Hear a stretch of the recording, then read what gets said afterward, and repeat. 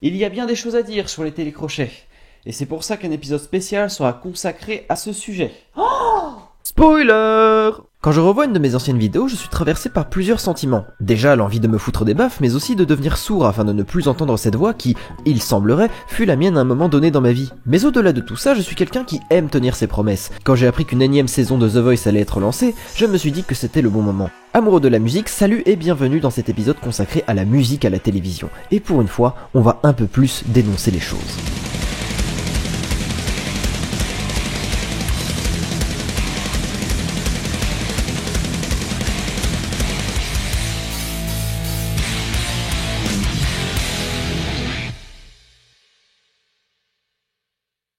Cela ne date pas d'hier, un grand nombre de musiciens doivent leur notoriété à l'influence qu'ils exercent dans les médias, que ce soit à la télé ou à la radio. L'introduction de la musique à la télévision a permis aux artistes d'allier leur contenu audio à un contenu visuel, ce qu'on appelle communément des clips. Internet le permet aussi depuis quelques années maintenant.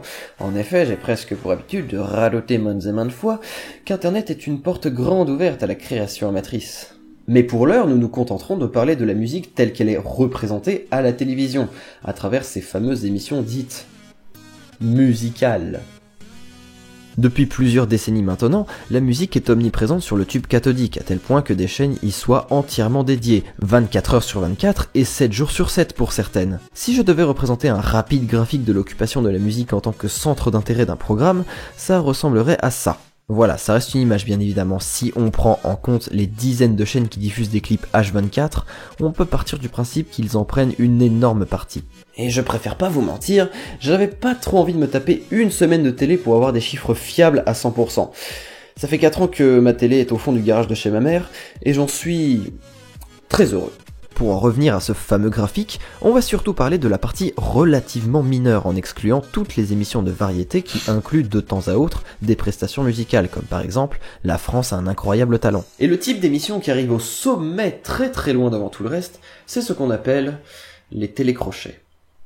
Depuis plus de 2 décennies, le succès des télécrochets est encore présent de nos jours. On connaît tous la Nouvelle Star et son jury impitoyable à tel point qu'on regarde plus ce programme pour le jury que pour les musiciens, ou encore les auditions à l'aveugle de The Voice, on y reviendra dans quelques secondes. Que ce soit à l'époque avec Popstar ou la Star Academy, ou maintenant avec les émissions citées précédemment, le concept est resté le même.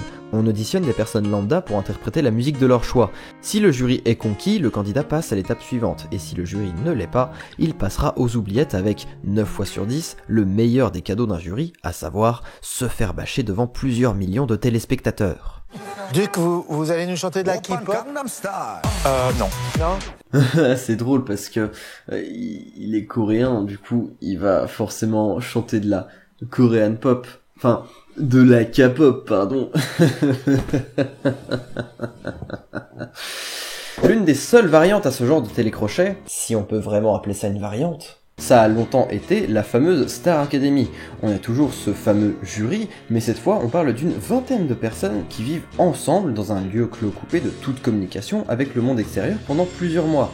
Et des points négatifs dans ce genre d'émission, il n'y en a pas qu'un peu.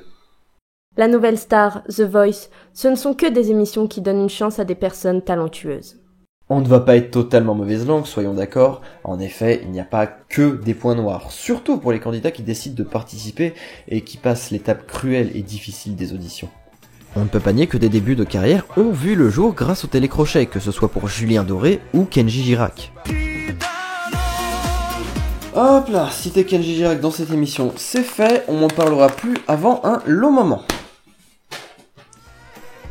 Mais je ne compte pas parler des candidats ici, ils sont majeurs et responsables pour la plupart, et si tenter leur chance là-bas les rend heureux, je suis prêt à aller jusqu'à les encourager. Non, il faut creuser plus loin et remonter à la source elle-même, la production, et nous y venons dans quelques instants. Les télécrochets peuvent permettre de lancer des carrières pour que les gens puissent ensuite créer leur propre musique. Mais tout à fait.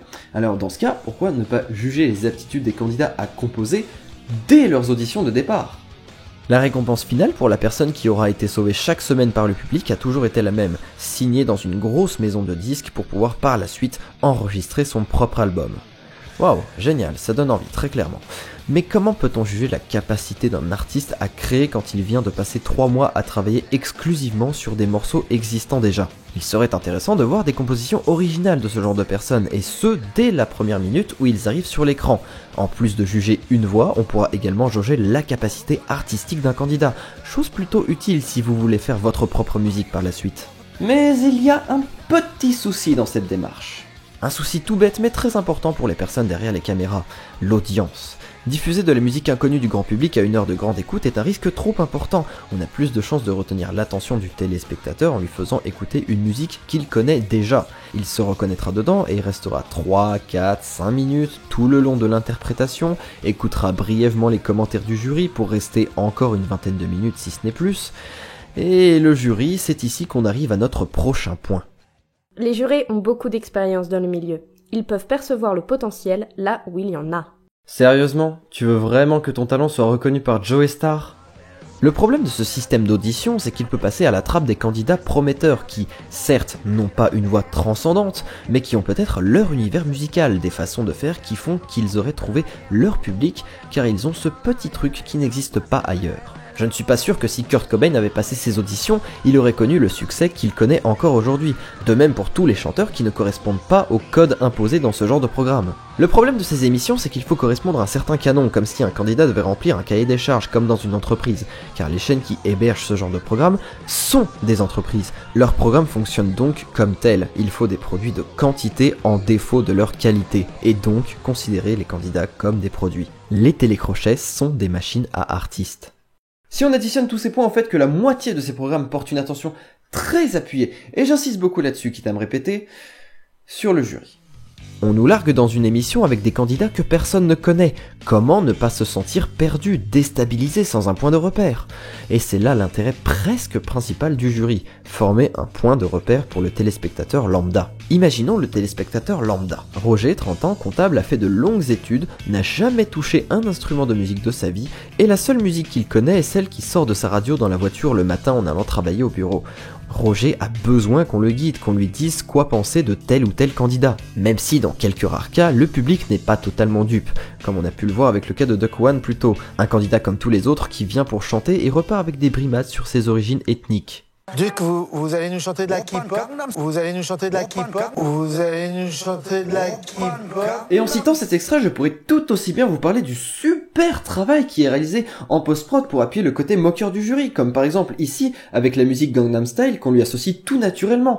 Mais on me fait signe dans l'oreillette que je n'ai pas, que vous avez compris le message et qu'il faudrait songer à passer à autre chose. Alors, passons tout de suite à autre chose. Maintenant, à l'heure actuelle, en dehors des télécrochets, il ne reste pas grand-chose. Une des émissions phares reste Taratata, qui existe depuis presque 25 ans aujourd'hui. Mais même problème pour cette émission, audience pour la plupart du temps faible, donc difficile de rester à l'antenne. 2 arrêts en 2000 et 2013, et pendant toute son existence, l'émission a migré encore et encore entre les différentes chaînes de France Télévisions. C'est un peu comme si le joueur du grenier sortait sa première vidéo sur YouTube, puis celle d'après sur Dailymotion, puis celle d'après sur Watt TV, puis celle d'après sur Vimeo, puis celle d'après autre part, je ne sais pas, bref, c'est chiant pour lui comme pour tout le monde, ça s'appelle juste un cercle vicieux. Et ce genre d'émission, où j'ai pourtant très peu de choses négatives à en dire, eh ben, soit elles viennent et reviennent sur l'antenne, soit elles existent 1 an ou 2 avant de disparaître à jamais.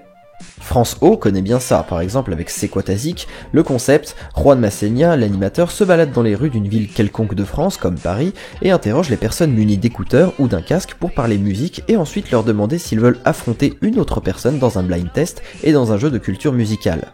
Je pourrais aussi vous parler d'autres émissions bien plus anciennes, comme par exemple Sex Machine, diffusée dans les années 80, et qui fut un moment animée par Philippe Manœuvre, mais je préfère ne pas m'attaquer à ce que je n'ai pas pu connaître. Parce que j'étais pas encore né. Parce que je sais pas si ça se voit, mais je suis jeune.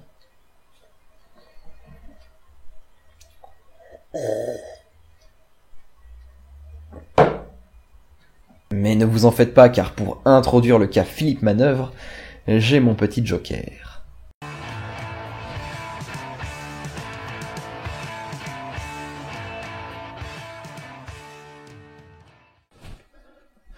Oubed! Quoi? Salut mon bro, dis-moi, est-ce que tu pourrais me rendre un service? J'aurais besoin que tu te rendes au Monster Melodies à Paris. Mec, j'ai la flemme de bouger. Ah, tu sais, on peut faire des choses formidables grâce au montage. Mec, j'ai vraiment trop la...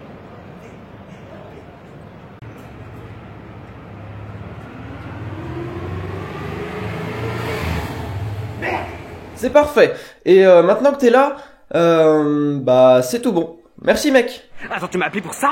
Ah, on peut dire ça, oui. Mais t'inquiète, on se fait un kebab ce week-end. Enfin, un grec, je voulais dire. Excusez-moi, monsieur le... Oh, ok, d'accord, ok, monsieur le prend comme ça, pas de souci, très bien.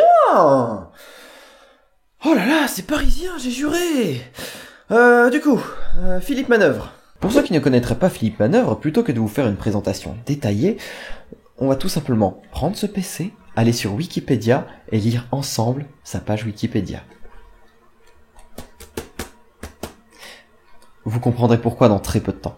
Alors du coup, Philippe Manœuvre, né le 19 juin 54 dans le département de la Marne, est un journaliste français / critique musical / éditorialiste dans la presse écrite, notamment rock and folk. Il a également animé plusieurs émissions télé et radio depuis les années 80 sur France Inter, RTL, WeFM plus récemment, et concernant la télé, il aura animé quelques émissions des Enfants du Rock en 80, L'Impeccable en 82 et Sex Machine en 84. Bref, on va pas toutes les citer, elles sont toutes sur son Wikipédia si vous êtes vraiment curieux. Plus récemment, il a animé un bon nombre de chroniques dans l'émission Monte le son sur France 4, créée en 2011. Une émission avec des reportages, des chroniques, tout le bazar habituel de la télé quoi, et un live de 5 minutes pour clôturer l'émission et aussi promouvoir un album. Vous l'aurez compris, rien de flagrant pour une émission musicale. C'est classique, très classique, alors on va plutôt zoomer sur la rubrique, et j'insiste sur ce terme, de Philippe Manœuvre. Le but de cette rubrique, pourquoi c'est culte de son nom, est très simple, 5 minutes pour parler d'un groupe ou d'un artiste qui aura marqué l'histoire de la musique. Pour mieux en parler, on va prendre une de ses chroniques, n'importe laquelle, comme par exemple celle sur Motorhead / Lemmy Kilmister, le chanteur-bassiste du groupe. Tu me manques beaucoup au passage, repose en paix. La rubrique s'appelle « Pourquoi c'est culte ?» avec un point d'interrogation, parce que c'est une question qui est posée ici. Je suppose qu'une réponse est donc attendue. Ian Fraser Kilminster est né le 24 décembre 1945 en Grande-Bretagne. Son surnom, Lemmy, vient de l'expression Lemmy a Fiver.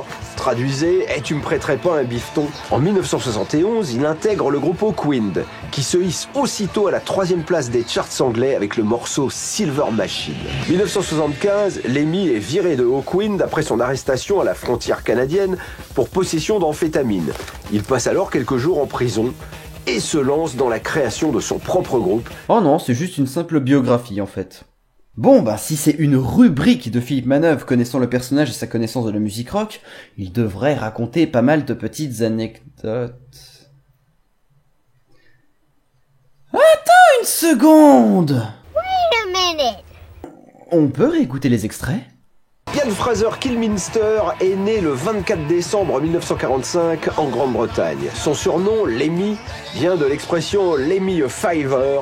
Traduisez, « tu me prêterais pas un bifton ?» Il découvre les Beatles au Cavern Club de Liverpool. Il confirme avoir couché avec plus de 2000 femmes. 1975, Lemmy est viré de Hawkwind après son arrestation à la frontière canadienne pour possession d'amphétamine. On rappelle que le monsieur est rédacteur en chef de Rock & Folk, un des magazines les plus connus sur le rock. Je trouve que ça mérite un applaudissement du respect. Et quitte à parler de cette émission, parlons aussi de la fameuse chronique temporaire d'Élodie Frégé intitulée « Les Dessous chics ». Ah oui, j'allais oublier, je reviens. Élodie Frégé. Selon Wikipédia, Élodie Frégé est une auteure, compositrice, interprète et actrice française née le 15 février 1982 à Concours-sur-Loire, dans la Nièvre. Mais elle le fait presque aussi bien que Philippe Manœuvre. Pour le coup, le concept est vraiment intéressant. Chaque chronique possède un thème différent lié au sexe. Je vous laisse vérifier par vous-même de quoi il peut être question. Et pour chaque thème, la plupart des chansons françaises s'y référant sont passées en revue. En 5 minutes seulement, parce que ça reste de la télé quand même. Bref, cette chronique est vachement cool et ça fait plaisir de voir que de temps en temps, des idées innovantes comme celle-ci soient mises en avant à la télévision. Enfin, à un petit détail près.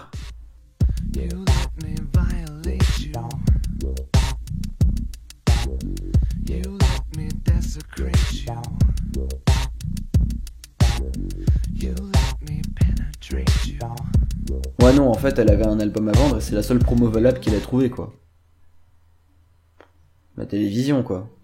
Pour finir et pour résumer de la manière la plus globale possible, la musique fait partie de ces rares domaines où il est difficile de lier quantité et qualité. Il est donc normal que quand la musique essaie de s'imposer en tant qu'autre chose que simplement être de la musique, ça devienne de suite compliqué. Il ne me reste plus qu'à vous diriger vers des émissions musicales réalisées par des indépendants sur internet, des personnes passionnées qui prennent le temps de privilégier la qualité à la quantité. Voilà, c'est tout. Bon, en temps normal, je t'aurais dit de t'abonner à cette chaîne et de lâcher le petit pouce en l'air, tout ça, mais ça fait 4 mois que j'ai rien sorti.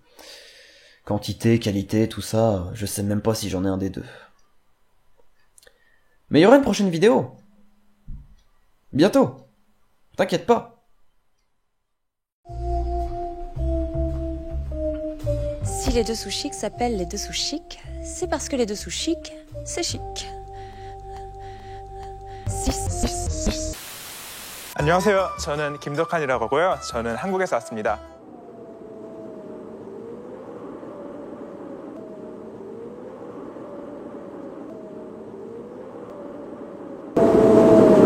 Pardon, on recommence tout. Bonjour. 안녕하세요. 저는 김덕한이라고 하고요. 저는 한국에서 왔습니다. On va t'appeler Luc. Sinon, comment se fait-ce que vous parliez français de la sorte Ça s'annonce bien en tout cas.